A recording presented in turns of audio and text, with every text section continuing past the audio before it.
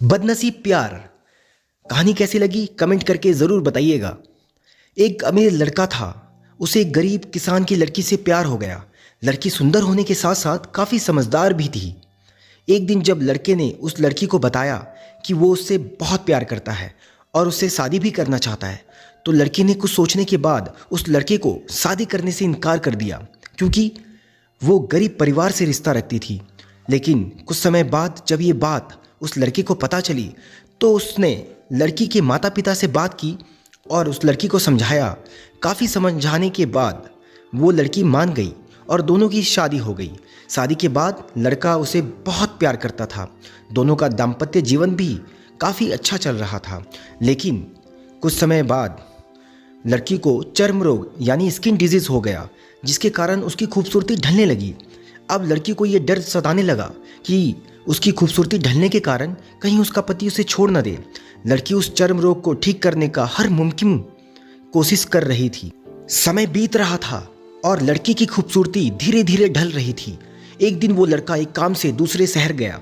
लड़का जब वहाँ से वापस आ रहा था तो उसका रास्ते में एक कार के साथ एक्सीडेंट हो गया।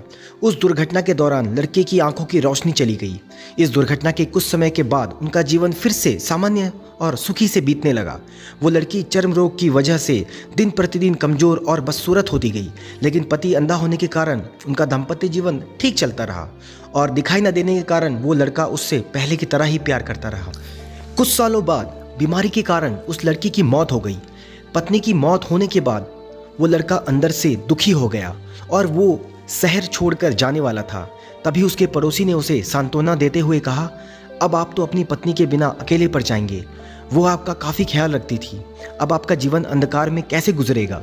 तब उस लड़के ने अपने पड़ोसी की ओर देखा और गहरी सांस लेते हुए कहा, मैं कभी अंधा था ही नहीं, लेकिन मैं ये सोचकर अंधे होने का नाटक करता रहा कि कहीं मेरी पत्नी को उसकी बीमारी और बदसूरती के कारण ये न लगे कि मैं उससे प्यार नहीं करता।